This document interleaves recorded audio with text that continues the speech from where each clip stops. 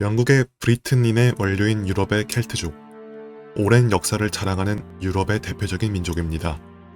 오늘날에야 게르만족, 라틴족, 슬라브족 같은 유럽의 여러 주요 집단들 중에선 소수에 불과하지만 한때 켈트족은 물론 로마가 존재하기 전부터 유럽 전역에 분포해 살며 유럽의 주인 노릇을 했던 민족이죠. 그런데 켈트족이 사실 한국인의 후손이라는 충격적인 사실이 드러났는데요. 한국에서 발굴된 유물과 아일랜드 더블린 대학의 연구 덕분에 이 같은 사실이 드러났다고 합니다. 연구 결과 켈트족과 한민족 간의 놀라운 유사성까지 드러났다고 하는데요. 대체 어떻게 된 일일까요? 이번 영상에서는 우리가 몰랐던 켈트족의 숨겨진 비밀에 대해서 알려드리겠습니다.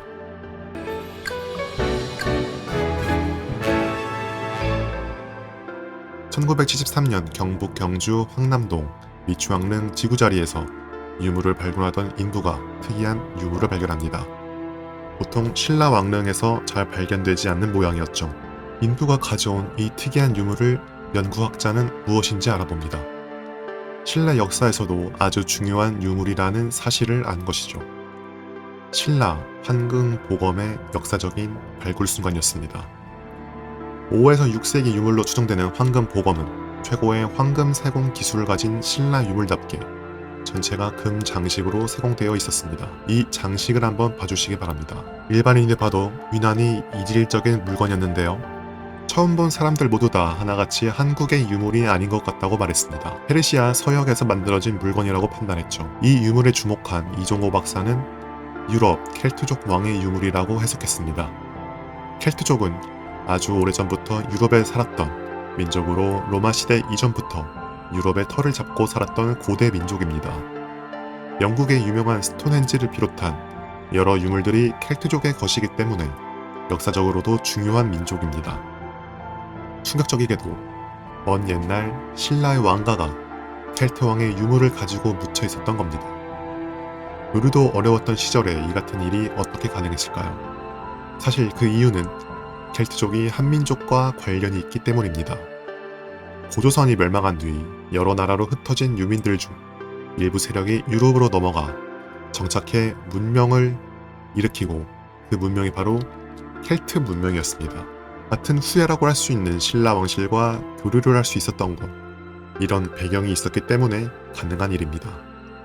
역사적으로 켈트족들이 한민족과 같은 문화를 공유했다는 증거가 있습니다. 그것은 켈트족이 만들었다고 알려진 영국의 스톤헨지입니다. 이 고인돌의 모양을 보시면 우리에게는 아주 익숙한 모양입니다. 하지만 영국의 스톤헨지가 유명하게 된 이유는 스톤헨지와 같은 돌 무덤들이 유럽에서는 잘 발견되지 않았기 때문이죠.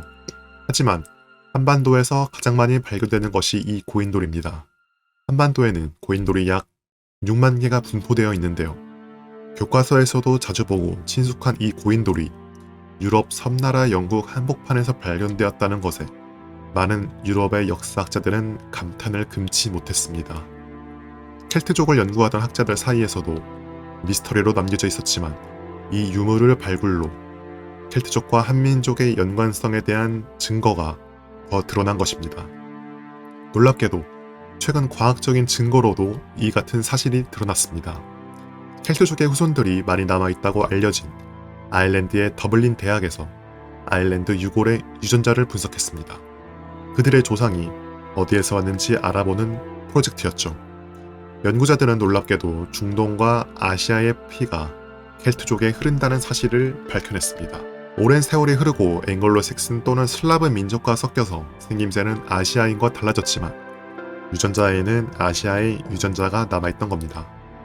서양의 인류학자들은 오래전부터 켈트족은 유럽에 오래 살았으며 유럽의 원시 종족이라고 생각해왔습니다.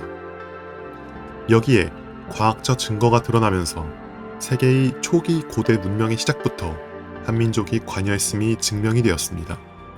한민족은 더 위대한 역사를 가지고 우리가 상상하는 그 이상의 영향력을 가진 민족이었던 것입니다. 오늘의 영상은 여기까지입니다.